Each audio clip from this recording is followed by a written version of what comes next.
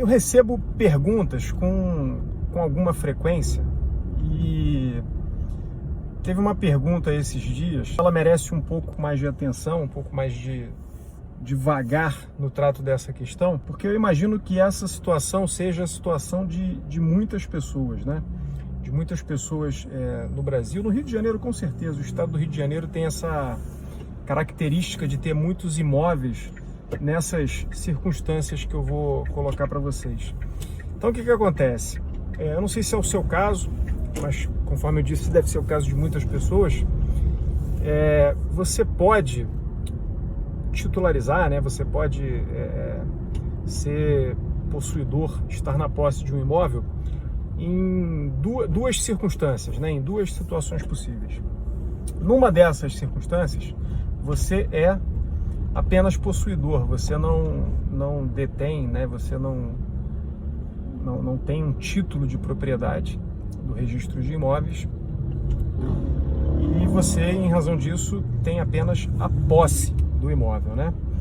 Na outra situação, na situação em que você é possuidor, mas essa posse que você está exercendo, que você tem, é em razão de você dispor, de você ter um título de propriedade, então você é o proprietário lá no registro de imóveis. É de outra natureza, tá? Então a gente está falando aqui de uma área do direito que é muito importante, é muito relevante para a matéria imobiliária, que são os chamados direitos reais. Então, o que são esses direitos reais, né? Dentro dos direitos reais, né, que também são chamados de direito das coisas, você trata de situações em que uma pessoa, né, que é o chamado sujeito de direito, é aquele que tem o direito, né, que é titular de direitos e obrigações. Então, no direito a gente chama essa pessoa de sujeito de direito. Ele exerce esses direitos de que ele é titular sobre uma coisa, sobre um bem, né? E a gente aqui no canal, a gente está falando de bens imóveis. E como os direitos reais, eles dizem respeito, né? Eles tratam desses direitos que são exercidos relativamente a bens e que são direitos que devem ser respeitados por todas as pessoas, portanto são direitos que são exercidos, né, numa expressão do latim que é muito usada no direito, erga omnes, né, em face de todas as outras pessoas. Todas as outras pessoas devem respeito, devem observar o direito daquela pessoa que é titular, né, que é sujeito de direito sobre aquela coisa. Então, todo proprietário de imóvel, ele é titular, ele é sujeito de um direito real. E esse direito real, né, de que ele é titular, é o direito de propriedade. Mas, ao lado do direito de propriedade e até antecedendo, né, vindo antes lá na relação de artigos do nosso Código Civil, há a previsão de um outro direito, né, por alguns tratado como direito, por outros tratado como um fato e não um direito. Eu particularmente entendo que é uma situação de fato que é consagrada e protegida pelo direito, né, é reconhecida e protegida pelo direito. Então acaba sendo simultaneamente um fato e um direito. Nós temos a posse, né? Então aquele que detém a posse de um bem imóvel, a gente está tratando aqui de bem imóvel, ele é chamado de possuidor. Salvo engano, se eu não estou falhando na memória aqui nos artigos, a posse está prevista no artigo 1196. 1196 é o primeiro artigo que trata da posse no Código Civil. E a propriedade, também, se não me engano, puxando pela memória aqui os artigos, está prevista no artigo 1228, também do Código Civil. Código Civil, e por que eu estou fazendo referência a esses artigos aqui? Eu acho sempre importante você, né, lembrando que aqui no canal eu falo para quem, em especial para quem não é da área jurídica, né, você não precisa ser da área jurídica para acompanhar o nosso conteúdo aqui. Então, como eu falo para pessoas que não são da área jurídica, eu gosto sempre de ensinar, né, de facilitar a vida daquela pessoa que não é da área, para que ela possa desenvolver autoconfiança e autonomia para lidar ela mesma com as suas questões jurídicas. E já eu vou dizer o porquê, né? Deixa eu só passar a lei antes. O nosso Código Civil, sempre que você quiser consultar o Código Civil brasileiro, atualizado, né, com todas as alterações que novas leis posteriores à data de criação do Código possam ter sido criadas, você vai lá no Google, que é um navegador seguro, né, para esse fim, e digita L de lei, né, a letra L, e depois você bota um número, né, o número 10.406, você bota 10406. Esse é o número da lei chamada de Código Civil.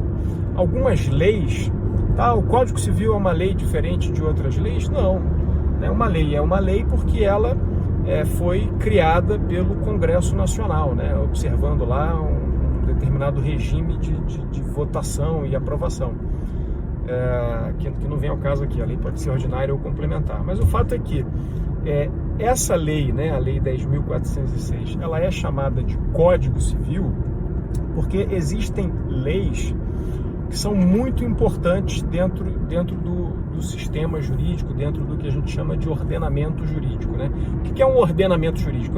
É o nosso conjunto de leis.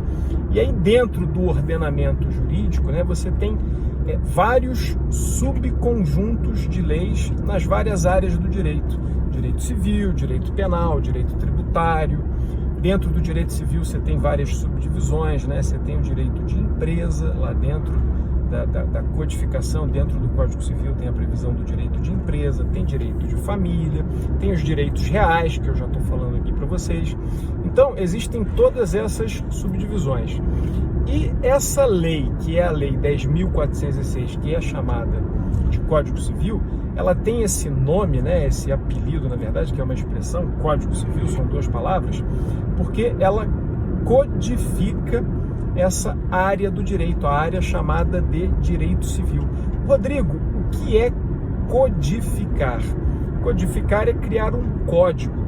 E todo código, né, lembra de programação, né? Quando você usa aplicativos no seu celular, quando você usa programas de computador, em computadores mesmo, de mesa, né, em desktops, você faz uso daqueles sistemas porque um profissional chamado de programador usou uma linguagem de programação e escreveu ali, né, o código de operação daquele respectivo sistema, né? Então tem muitas pessoas aí que querem aprender a programar, né? E aqueles que programam muito bem, que sabem fluir muito bem pelos programas, são chamados de hackers, né? O pessoal que flui muito bem por todos esses códigos, né? Então o que acontece? No direito, a gente dá a uma lei o nome de código quando aquela lei é de tal expressão, né?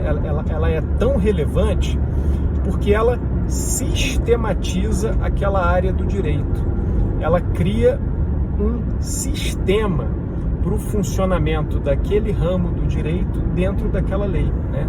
Então é uma lei importantíssima, é um marco regulador daquela área do direito.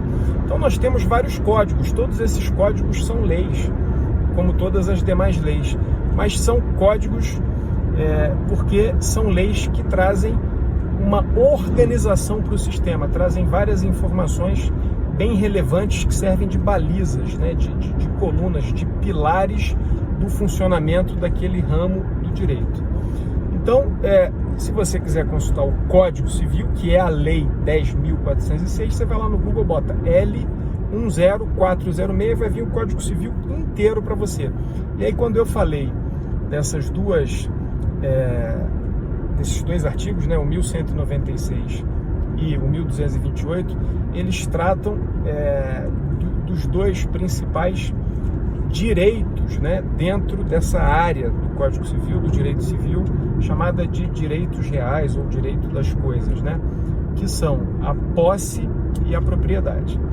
E aí a pergunta que me foi feita foi sobre como se deve, né, ou como se pode investir em imóveis de posse, né? Falando da forma como as pessoas falam no dia a dia, na sua vida, né? Como é que se pode investir nos imóveis de posse, né? E aí o que acontece? É possível você alugar um imóvel relativamente ao qual você não seja proprietário, você seja possuidor apenas? A resposta é afirmativa, sim. Num contrato de locação, você tem de um lado o locador, que é aquele que está alugando, que vai entregar o imóvel para alguém fazer uso desse imóvel. E do outro lado, você tem o locatário, que é o inquilino. É a pessoa que vai estar autorizada a fazer uso daquele imóvel da forma como ficou estabelecido ali no contrato. Até aí tudo bem. Voltando para o polo, né, para a posição do locador, o locador ele não precisa ser proprietário do imóvel. O locador ele pode ser dono do imóvel, proprietário do imóvel, e aí ele vai ter, né, o nome dele registrado no registro de imóveis, num documento, né, que titulariza a propriedade dele, que confere a ele um título de propriedade. Aí você vai no registro de imóveis, pede uma certidão de ônus reais ou uma certidão de inteiro teor, e você sabe ali quem é o proprietário e do que ele é proprietário, quais são as dimensões da propriedade que a ele pertence, né, que é dele. E você também pode ter como locador o possuidor. Então, aquele que é possuidor é aquele que tem a posse, é aquele que está no exercício da posse. E aí vem lá o Código Civil, nesse artigo que eu mencionei para vocês, né, o 1196, e estabelece o seguinte: olha, é possuidor aquele que exerce um ou alguns dos poderes, é assim que está na lei, né, inerentes ao proprietário. Então, como é que você... Vamos voltar para o proprietário para depois a gente voltar para a posse. Como é que você caracteriza uma pessoa como proprietário?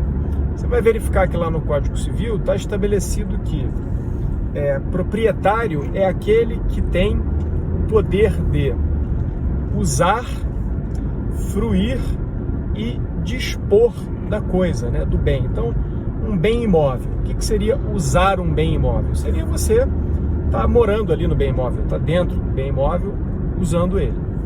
O que seria um exemplo de fruição do bem imóvel, né? Fruição está atrelado, está associado a você colher os frutos. Então, os juros são os frutos civis. Quando se empresta dinheiro, por exemplo, né, você recebe os juros, são os chamados frutos civis.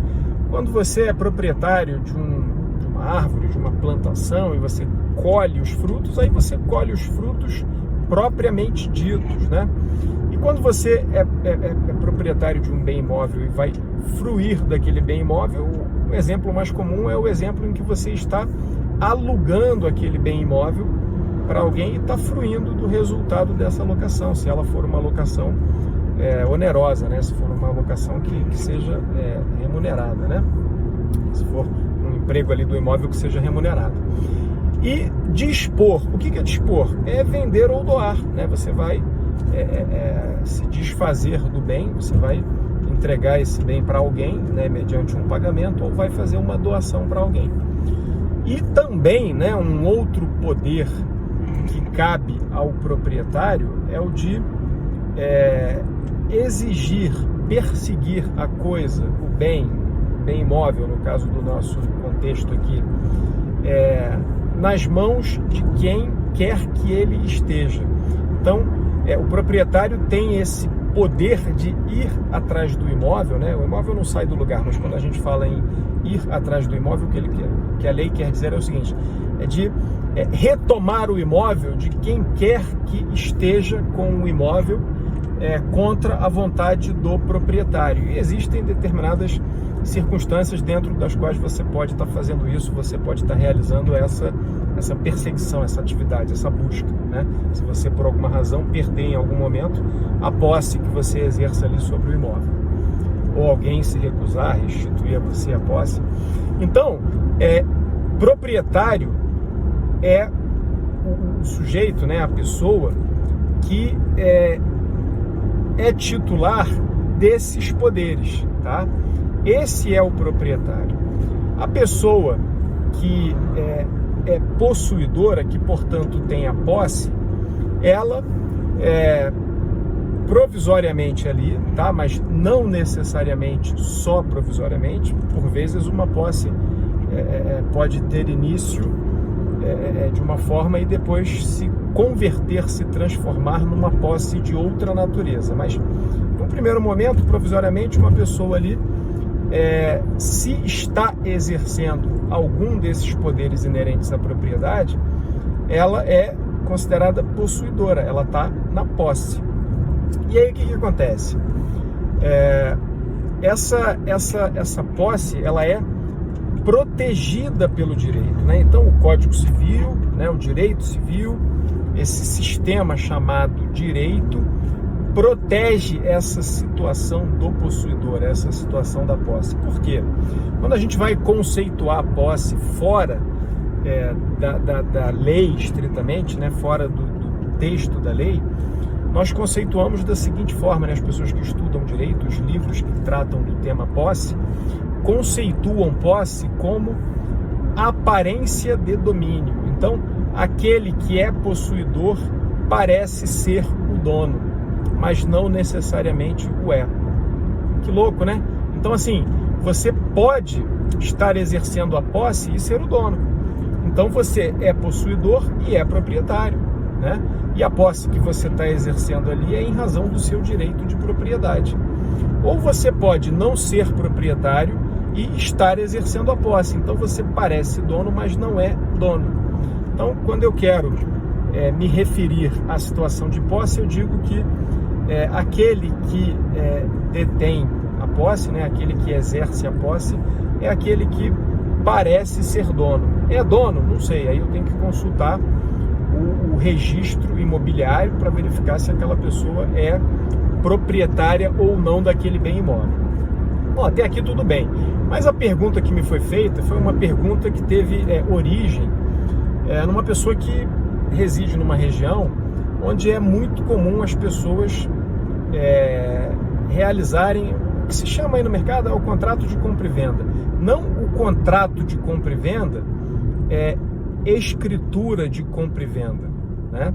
A escritura de compra e venda, ela é feita no cartório de notas.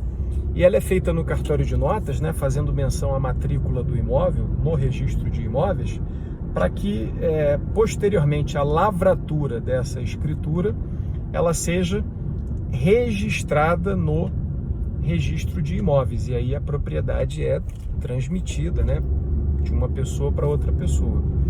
Mas a turma, né, as pessoas costumam fazer com muita frequência transações, né, negócios que são chamados de basta o contrato de compra e venda. E aí sempre que eu escuto pessoas que não são da área, que não dominam essa questão, fazendo referência ao contrato de compra e venda, eu sei que a referência está sendo feita, às vezes até a uma escritura que foi celebrada, né, que foi elaborada lá pelo cartório de notas, mas que não foi necessariamente uma venda realizada pelo proprietário, por aquele que teria plenos poderes para dispor da coisa, que é um dos poderes que cabem ao proprietário.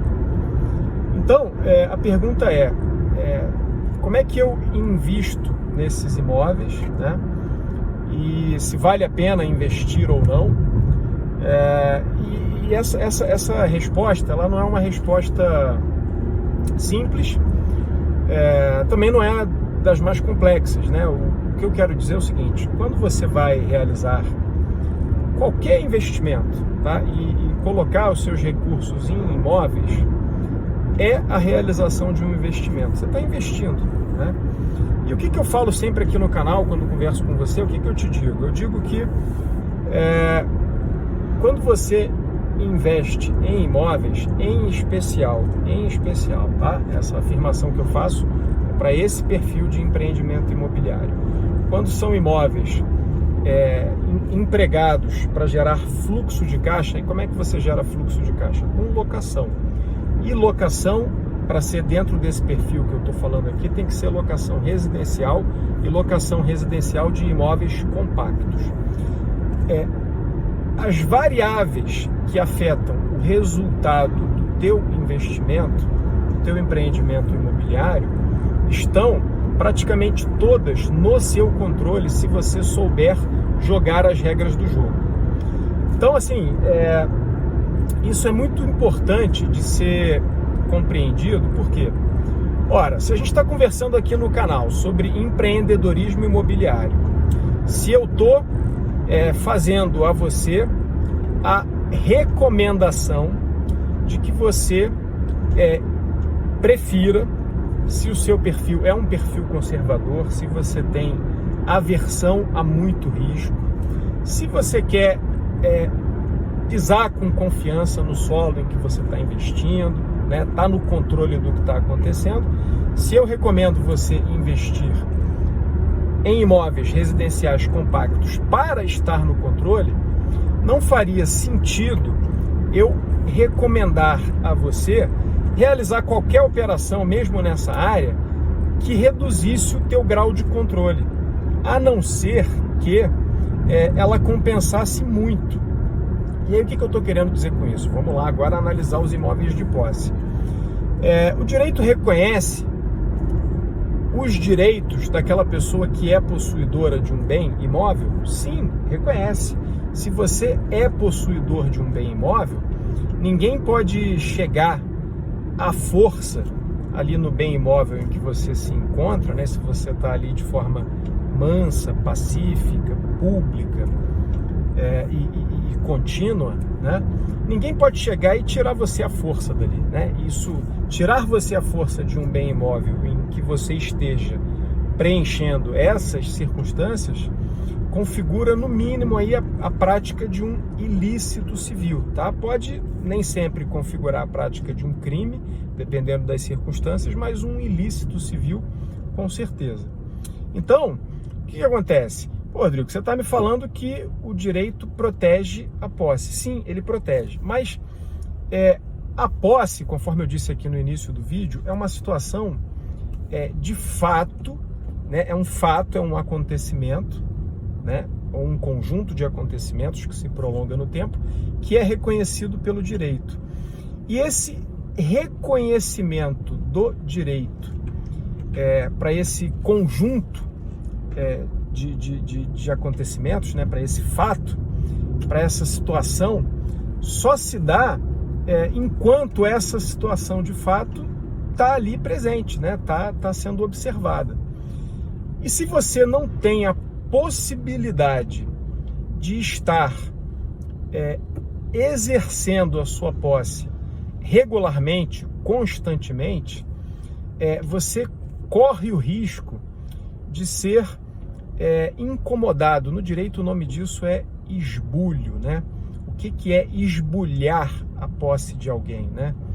Esbulhar a posse de alguém é chegar lá e tomar a posse dessa pessoa, é ocupar o lugar dessa pessoa, tá? De uma forma que não seja autorizada pelo direito, ou usando a força, ou usando a ameaça, ou usando a clandestinidade. Todas essas são formas de você promover ali uma situação chamada de esbulho, de você incomodar alguém no exercício da sua posse. E, lamentavelmente, no Brasil, essa é uma situação que ocorre com muita frequência. E o Poder Judiciário deveria proteger plenamente todas as situações de posse que preenchessem os requisitos previstos em lei para serem exercidas regularmente. O que eu quero dizer é o seguinte: uma posse que esteja sendo exercida regularmente não só tem o direito de ser protegida, como deve ser protegida. Mas o mundo não é perfeito.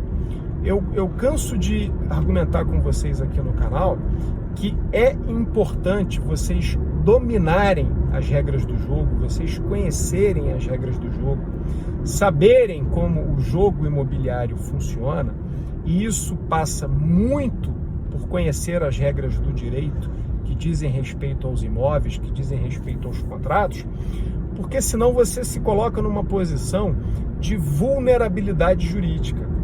E você pode se colocar numa posição de vulnerabilidade jurídica de duas maneiras. Vamos lá, com cautela aqui. A primeira delas é se comportando de uma forma contrária à lei. Todas as vezes que você se comporta de uma forma diferente daquela que a lei diz que você deve se comportar, né? A lei, ela estabelece uma regra de conduta, uma regra de comportamento. É isso que o direito faz. O direito, ele diz como você deve se comportar nas várias situações. E o direito, ele só fala isso em relação àquelas situações, aquelas relações entre pessoas que ele considera importantes. Ora, se o direito considerou importante, ele diz como as coisas devem funcionar. Se você não se comporta daquela forma, você abre a oportunidade para outra pessoa ou para as outras pessoas com as quais você está se relacionando, delas recorrerem, buscarem o Estado, por meio do Poder Judiciário, para obrigar você a adotar o comportamento que está previsto na lei, a adotar aquela regra de conduta. Só pena de você ser obrigado a pagar uma multa, de você ser condenado a uma indenização, dependendo das circunstâncias até de você ser recolhido à prisão, né?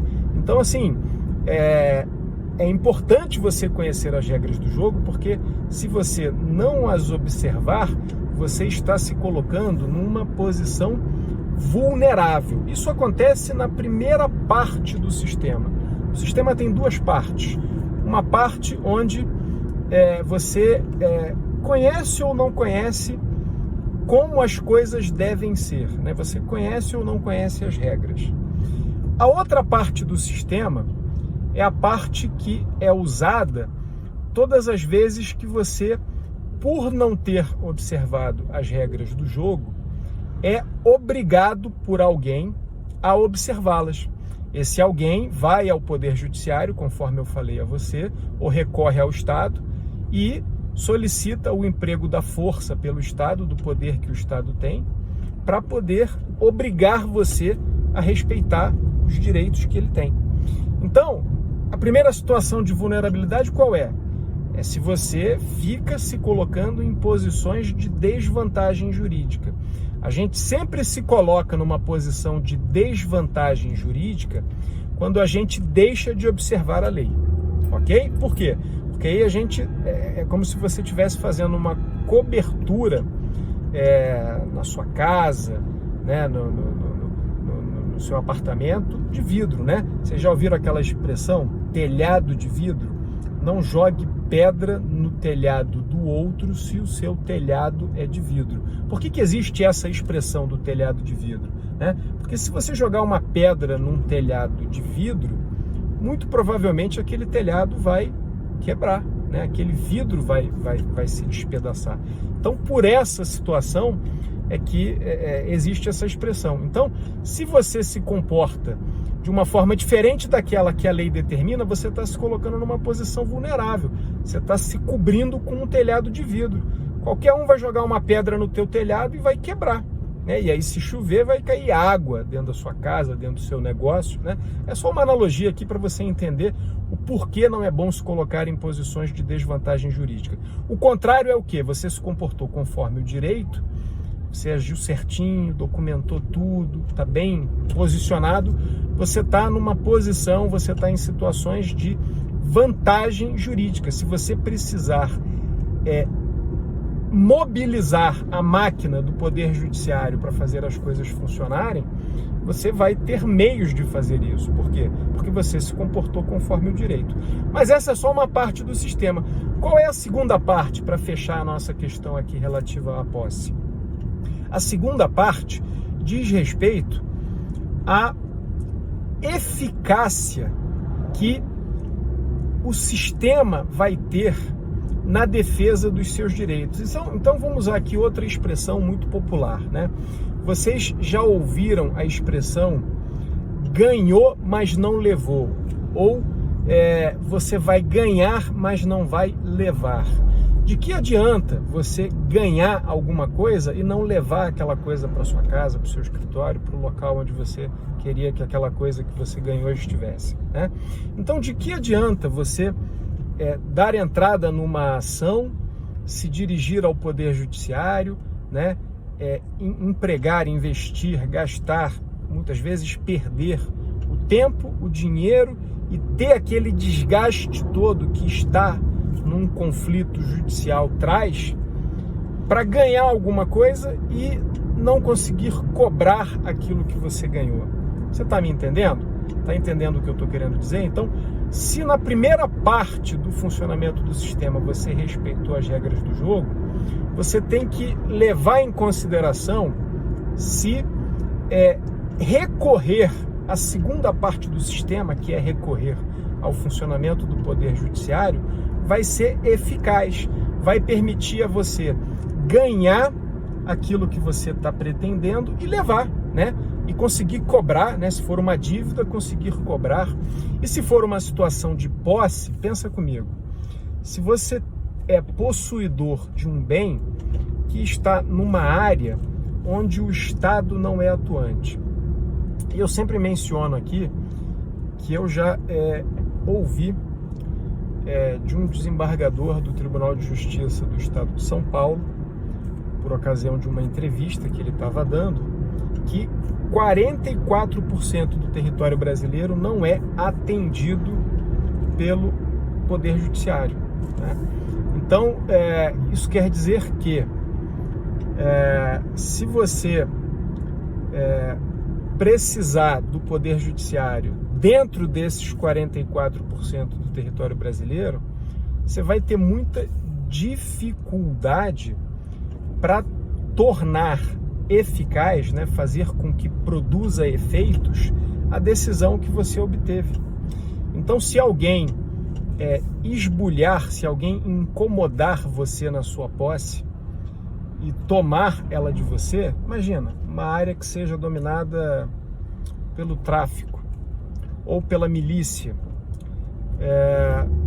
ou que seja numa região muito abandonada, muito pouco habitada, né? Onde o Estado não esteja presente de forma ostensiva. Você consegue a decisão, vai lá, desocupa o bem imóvel por meio do emprego de força policial, às vezes em grande quantidade, porque uma viatura só não fica encorajada para ir até aquele lugar sozinha. Mas e depois? Né? E depois que essa viatura for embora, e depois que o oficial de justiça for embora, como é que você vai proceder? Tá? Então, é possível investir em bens de posse? É possível, desde que nessa área em que você seja possuidor de bens, as regras do jogo sejam válidas. E o jogo a que eu me refiro, sempre que eu falo em regras do jogo imobiliário, eu estou me referindo ao jogo do direito, do Estado democrático de direito, ao jogo de respeito às leis. Eu não estou falando de um jogo do mais esperto, do mais malandro, do mais forte, não. Eu estou falando do jogo do direito, da lei que vale para todos da mesma forma. E é esse o Estado brasileiro que a gente busca e que idealmente nós temos previsto na nossa Constituição Federal. Então, qual é a resposta, né, para essa pergunta? Vale a pena investir em imóvel de posse? Depende, né? Depende primeiro da localização desse imóvel. Ele está localizado numa área territorial, onde as regras do jogo vão valer? Primeira questão. Segunda questão, há a possibilidade, desde a oportunidade da aquisição dessa posse, ou em pouco tempo, de você se tornar proprietário, de você se tornar titular do direito de propriedade, por exemplo, pelo uso capião ou por alguma outra forma de legalização desse imóvel? Ah, dá. Então tá, então você vai poder depositar ali, né, os seus ovos de ouro ali naquele lugar, porque você tem como preservar aquele valor depois registralmente, né, titularizando no seu nome. E o terceiro ponto é o seguinte, o risco que você vai correr, porque estar exposto a esse inconveniente, porque é um inconveniente você não ter o título de propriedade, é um inconveniente.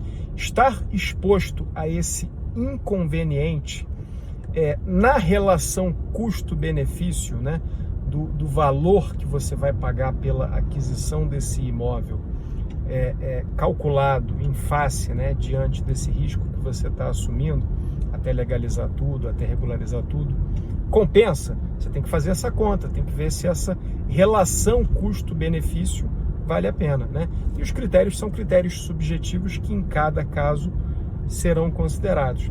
Então é isso que você tem que levar em consideração. Se esses 3 elementos estiverem atendidos, você pode considerar sim investir num imóvel de posse, e isso pode até ser uma excelente oportunidade para você, tá? Do contrário, eu não recomendo. Por quê? Porque vai atacar justamente aquilo que é importante para você poder ser bem-sucedido no empreendedorismo imobiliário. Vai atacar o seu domínio sobre as regras do jogo imobiliário. Show? Foi um prazer imenso estar aqui com vocês em mais esse Na Rota com o Flow. E vamos que vamos. Quando eu estiver em deslocamento de novo, a gente troca mais uma ideia sobre assuntos que digam respeito ao empreendedorismo imobiliário.